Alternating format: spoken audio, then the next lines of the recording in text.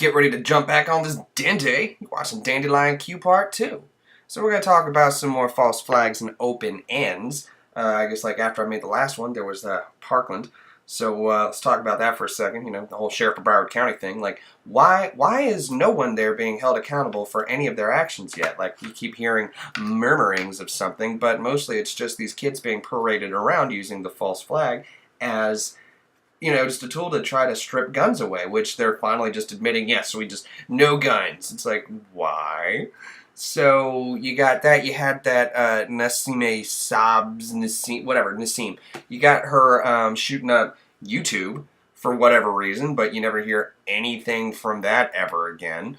You had the naked guy shooting up the Waffle House, and his dad seemed like he owned a shell company, like it was just a front, you know, because they were supposedly renting out cranes, but they had like two pictures of two separate cranes, and one of them is like, it cost like $1.8 million, just a decent one, new or used, like recent model year. So he was only making like 50 grand.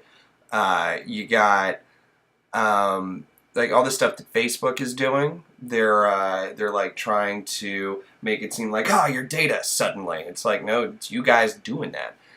You have the white helmets. All the white helmets with their false flags, just like they did last year. And you have all the crisis actors, like the ones in Texas or the ones in Syria.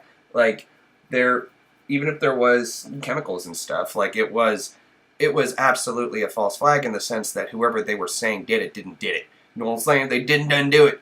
It's like, oh, like when the quote-unquote Russians rushed that military base and we took out like 200 of them or something like that. They weren't Russians. They were mercenaries. They were just paid to be there. So you have all these things that are being used as pretext to get us into the next whatever. You know, I mean, like what about all those van attacks? Nothing ever happens there. But I mean, with all these connections, it should be painfully obvious, and the pattern of it happens and then it's gone. Like that should be a big clue as to what's going on. And all these like civil terrorists and stuff running around using the false flags to scare people. It's like, why? It's not like anyone cares about, you know, stuff that isn't feeding into an agenda anyway. It's like there are those who value life and those who value life as it helps them gain political movement. So anyway, don't be that guy.